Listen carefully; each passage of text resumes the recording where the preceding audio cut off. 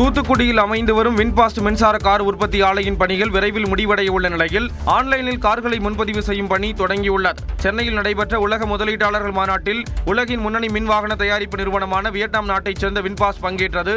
அப்போது தூத்துக்குடியில் 16,000 கோடி ரூபாயில் சில்லாநத்தம் சிப்காட் பகுதியில் 408 ஏக்கர் பரப்பளவில் மின்சார கார் உற்பத்தி தொழிற்சாலை அமைக்க ஒப்பந்தம் மேற்கொள்ளப்பட்டது.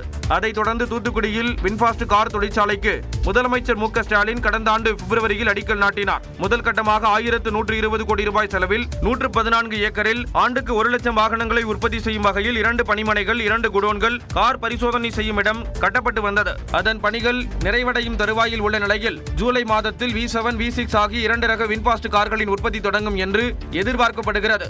இங்கு உற்பத்தியாகும் கார்களை மேற்கு ஆசியா, ஆப்பிரிக்காவுக்கு ஏற்றுமதி செய்ய வின்பாஸ்ட் நிறுவனம் முடிவு செய்துள்ளது. இந்த நிலையில் கார்களுக்கான ஆன்லைன் முன்பதிவு தொடங்கியுள்ளது. மதுரை மாவட்டத்தில் முதல் சிப்காட் தொழில் பூங்கா அமைக்க சுற்றுச்சூழல் அனுமதி கோரி சிப்காட் நிறுவனம் விண்ணப்பித்துள்ளது. மதுரை மாவட்டம் மேலூர் அருகே 279 ஏக்கர் பரப்பளவில் 68 கோடி ரூபாய் செலவில் சிப்காட் தொழில் பூங்கா அமைக்க தமிழ்நாடு அரசு திட்டமிட்டுள்ளது. வஞ்சி நகரம், பூதமங்கலம், குடுக்கம்பட்டி ஆகிய 3 ஊராட்சிகளுக்கு உட்பட்ட நாகப்பன், சிவல்பட்டி, நெல்லுக்குண்டுப்பட்டி, கம்பாளிப்பட்டி, மூவன் சிவல்பட்டி, உசலம்பட்டி, கண்டுவப்பட்டி பகுதிகளை உள்ளடக்கி இந்த சிப்காட்டை அமைக்க முயற்சிகளை தமிழ்நாடு அரசு மேற்கொண்டு வருகிறது. இதற்கு எதிர்ப்பு தெரிவித்து விவசாயிகள், பொதுமக்கள் சில மாதங்களுக்கு முன்பு போராட்டத்தில் ஈடுபட்டனர். இந்நிலையில் தமிழ்நாடு அரசின் சுற்றுச்சூழல் தாக்கு மதிப்பீடு ஆணையத்திடம் அனுமதி கோரி சிப்காட் நிறுவனம் விண்ணப்பித்துள்ளது. இந்த தொழில் பூங்கா அமையும் பட்சத்தில் 4,000 பேருக்கு வேலைவாய்ப்பு கிடைக்கும் என்று எதிர்பார்க்கப்படுகிறது.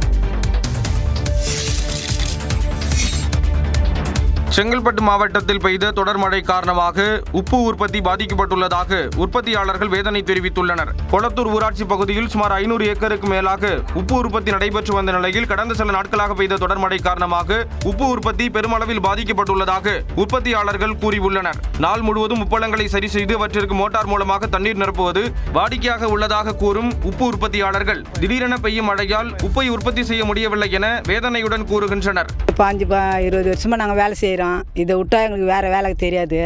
இந்த வேலையை தான் பழிக்கிறோம், இந்த வேலையை தான் இருக்கிறோம். எங்களுக்கும் 10 பைசா வருமானம் இல்லை. இதை விட்டாலும் வேறு தொழில் கிடையாது. இந்தமாரி தான் நாங்கள் இதை தான் இப்போ வைக்கிறோம். இந்த மழை வருது. 3 வருஷமாக இதேமாரி பண்ணுது. சித்திரை மாதத்தில் எங்களுக்கு பழுப்பு இல்லாத நாங்கள் என்ன பண்ணுறது? புள்ள குட்டிங்களை வச்சுக்கணும். கடந்த 3 ஆண்டுகளாக இதே நிலை நீடிப்பதாக கூறும் உப்பு உற்பத்தியாளர்கள் தங்களது வாழ்வாதாரத்தை பாதுகாக்க அரசு முன்வர வேண்டும் என வேண்டுகோள் விடுத்துள்ளனர்.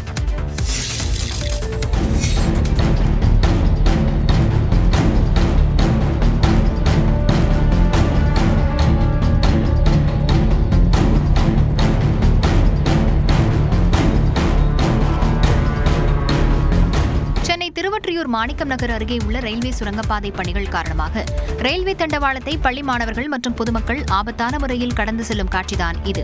திருவொற்றியூர் மாணிக்கம் நகர் அருகே உள்ள ரயில்வே சுரங்கப்பாதையை அம்பேத்கர் நகர், சரஸ்வதி நகர் மற்றும் ராஜா சண்முகம் நகர் உட்பட 30க்கும் மேற்பட்ட பகுதிகளில் வசிக்கும் 5,000க்கும் மேற்பட்டோர் பயன்படுத்தி வருகின்றனர்.